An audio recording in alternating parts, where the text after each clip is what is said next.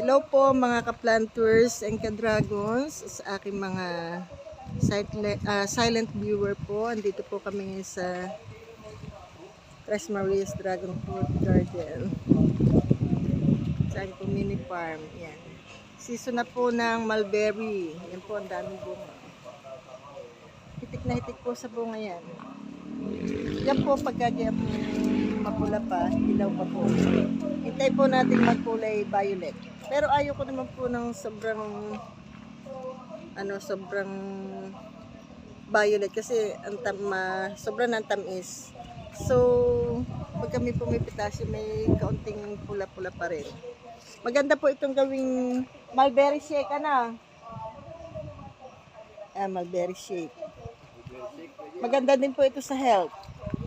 Marami pong benefits ang bunga ng mulberry. Marami pong dalang mga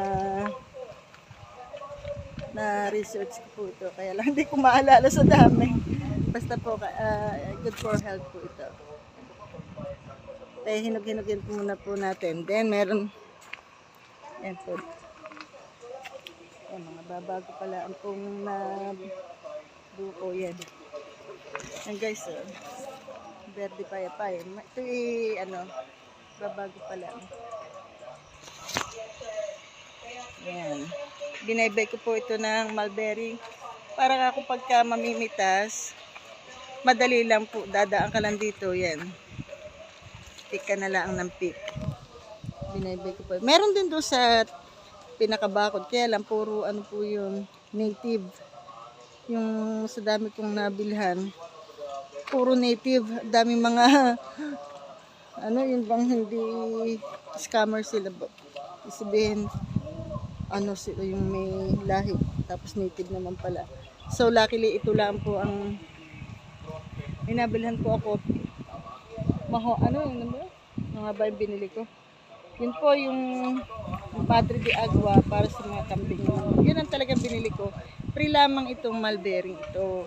So, ito pa po ang variety na talagang kung ano bang nakalimutan ko kung anong variety nito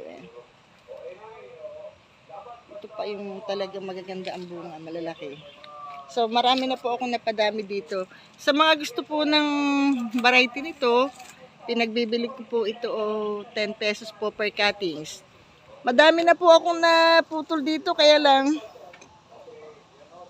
tinatapon ko lang pero po sa iba po ito ay per cuttings po dahil bumili po ako per cuttings.